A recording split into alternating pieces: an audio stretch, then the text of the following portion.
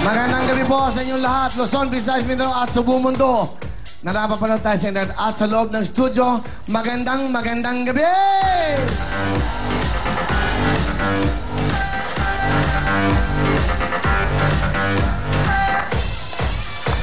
Ano mo na music? Ito, direct, lapit ka dito. Importante po ito, makinig tayong mabuti. Quiet lang po. Importante po ito. Excuse me, nanay, sandali lang po. Sandali lang po. Importante po ito. Mawawalan tayo ng programa pag hindi kayo nakinig. Ito po ay from Court of Appeals. Lumabas na po ang desisyon ng Court of Appeals ngayong araw. Ito po ay public document. So, sa lahat, sa buong mundo at sa ating mga kababayan. Ito po ang naging desisyon ng Court of Appeals. Ng Court of Appeals dahil ang ABS-CBN po pilit na pinapatigil po ang programang Willing Willie.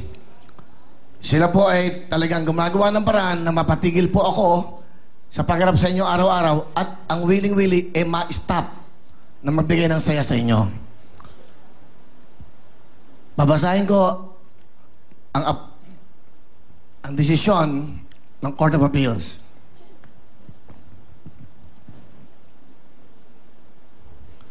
Kaya lang, malalalim na English to. Kaya, okay. Ito po ang isa sa mga desisyon ng Court of Appeals.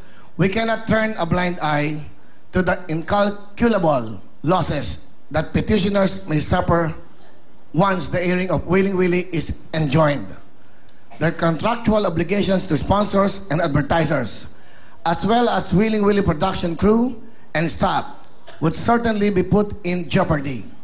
The opportunity to offer joy and consolation to the millions of Filipinos who eagerly watch the show, with many actually joining and winning the contest, would dissipate into thin air.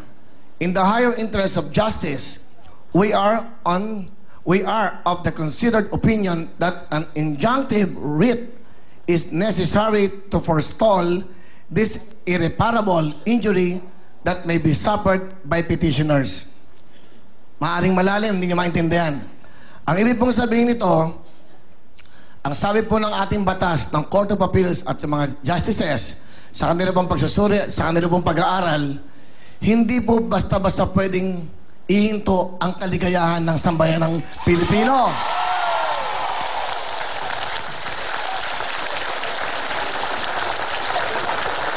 Yung pong kaso namin, kasi po ang demanda ko ay apat. Yung kontrata, yung paggagaya daw ng programa namin, ng Willing Willie sa Wawawi, lahat po ay kinasuhan ako ng napakarami.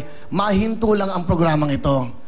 Sa dasal nyo, sa dasal ng lahat, ng mga nagmamahal sa amin, nanalo po, hindi ako. Hindi po ako nanalo dito, hindi po nanalo ang TV5. Kayo po ang nanalo dito, ang sambayanan.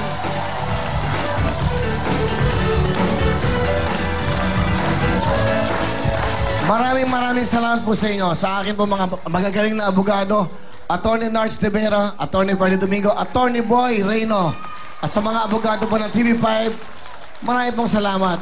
Pinaglaban po nila dito ang karapatan natin. Isipin nyo kung nahinto ang programa na bibigay ng saya at pag-asa. Isipin nyo kung wala kami sa harap nyo. Huwag na lang kami eh. Yung mga pumipila ng 1 linggo dyan, yung mabigyan na ng 1,000 ay kayamanan na nila. Yung mabigyan ho ng saya, yung mga nasa ospital, di ba? Yung mga nanay, yung mga lola, yung mga naka-wheelchair, special children. Bakit ganun? Bakit pinipilit niyong mawala ako at mawala ang programa? Kung tinatawag kayong kapamilya, dapat iniisip niyo na mapasaya ang sambayan ng Pilipino. Yun po ang dapat dito. Wala po itong personal, wala po itong anuman. Maraming pong salamat at lalo, ito ay isa sa pinakamasayang pakiramdam ko sa buhay ko. Nung nabasa ko to, hindi ko lang ipinapakita sa inyo na may lungkot to sa likod ng kamerang ito. Pagpasok ko sa aking dressing room, nag-iisa ako dyan, magmi-meeting ako with the staff, pero hindi ko pinapakita sa kanila na may lungkot ako dahil baka isang araw, may TRO na ang programa. Paano ang mga taong ito? Naniniwala po ako sa justisya, naniniwala po ako truth will always prevail. Ang katotohanan po ang nananalo.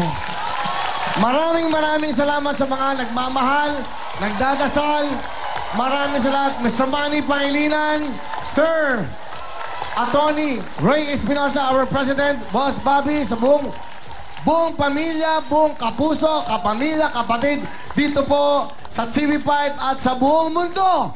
Nanalo po tayo! Thank you very much. Tuloy-tuloy ang saya. Tuloy ang pag-asa. Salamat po sa inyo. Thank you so much. Thank you so much. Pero sa kabila po ng lahat na ito, hindi ko po pwedeng palampasin na magpasalamat pa rin sa ABS. Dahil sa kanila ako nagsimula, sila nagbigay ng programang maganda, ang Wawawi. Tinutuloy lang namin ang pagbibigay po ng saya at pag-asa sa ating sambayan ng Pilipino. Salamat din, Boss Gabi, Ma'am Charo, ulitin ko. Salamat sa inyo. Kayo ang mga tunay naman na tao dyan na nagmamahal sa akin. Ganun lang talaga, umabot sa ganito. Wala namang may gusto nito. Kaya lang, ipaglalaban mo, hindi yung karapatan ko. Yung kaligayahan ng aming mga kababayan. Tuloy-tuloy tayo, okay? Alright, at siyempre, eto na. Dahil ho dyan, pwede na kayong kumain ng uhishi.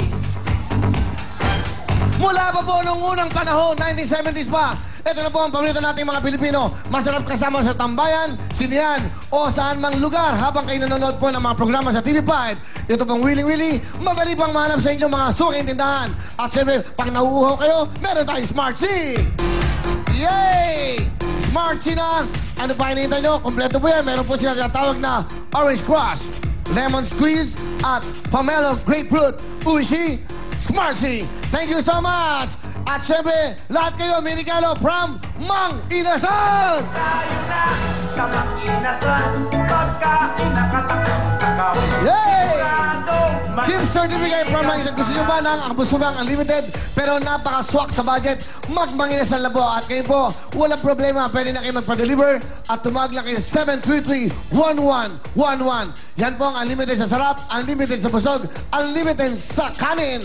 Mang Inasal! tayo na sa Mang Inasal. Thank you very much, Mang Inasal. Wow!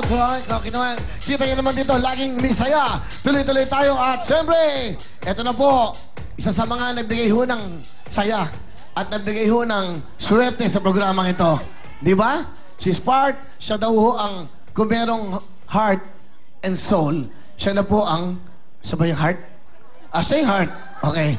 Okay, siya yung heart, tayo ang soul. Please welcome Miss Shalani!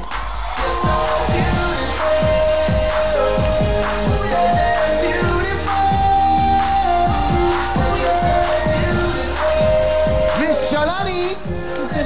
Hello po sa lahat ng ating mga kapatid sa Aman Sulok ng buong Pilipinas at ng buong mundo. Welcome po sa Willing Willy. Hello! Ako, salamat po. May mga dala pa kayong pictures.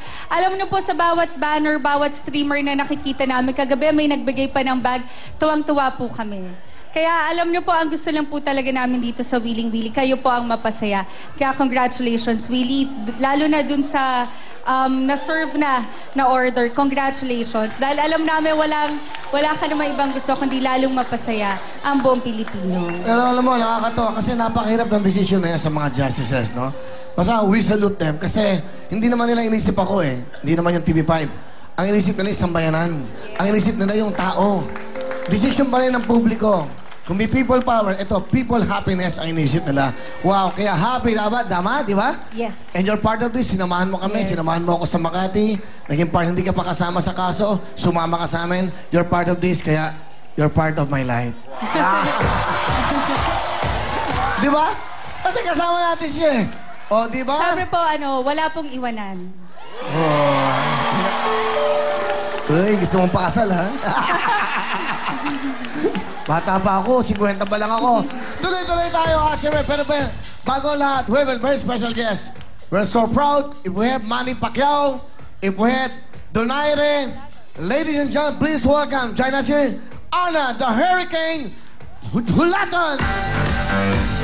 Come on, join us here. She is a WBO Super Bantamweight Champion.